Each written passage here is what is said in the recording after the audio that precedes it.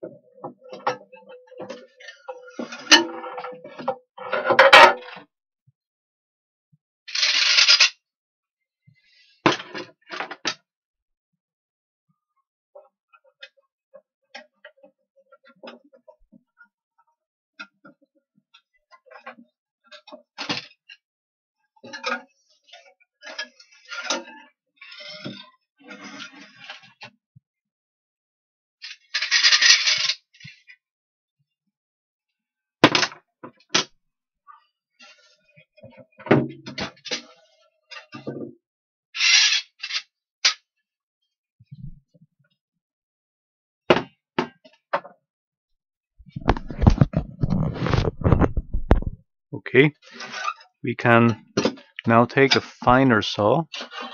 I use this kind of saw with fine tooth, and we can saw off all those satay sticks carefully so that you don't damage the side of the box.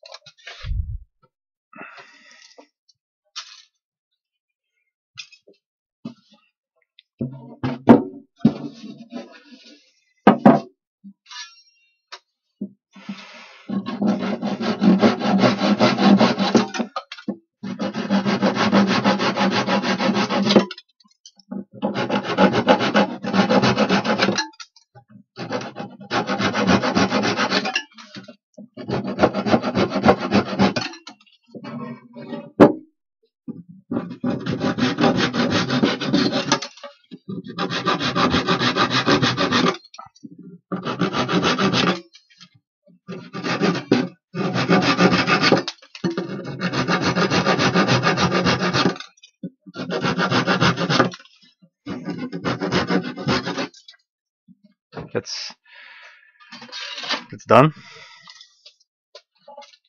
We will still need those for the next project, and we can now plane this level. And I first will use a file because this satay wood is very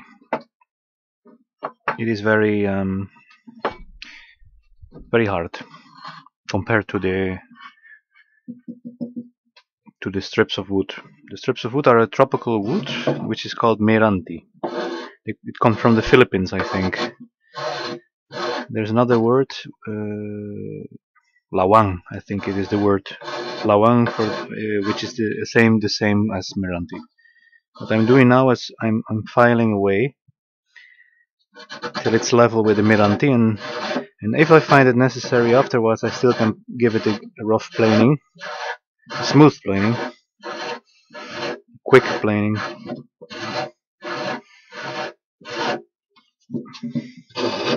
Or just sand it with a sanding block.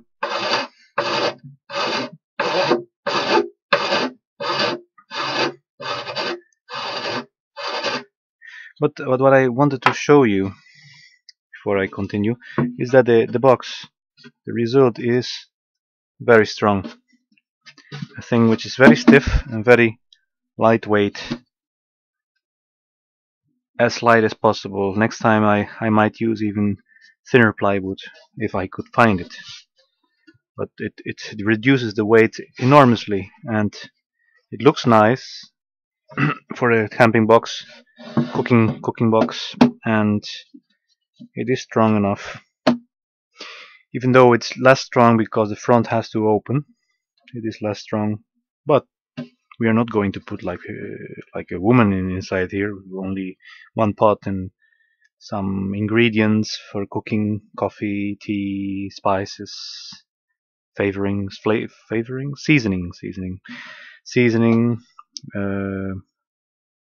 a pot, an alcohol stove, some alcohol, some water, and that's it. Some rice. So that is not too much weight for such a box. So I'm going to file these, and then I don't think even it needs planing, as long as I make sure that I don't damage the strips of wood. If I damage it with strips of wood, you just go over it with a plane like this.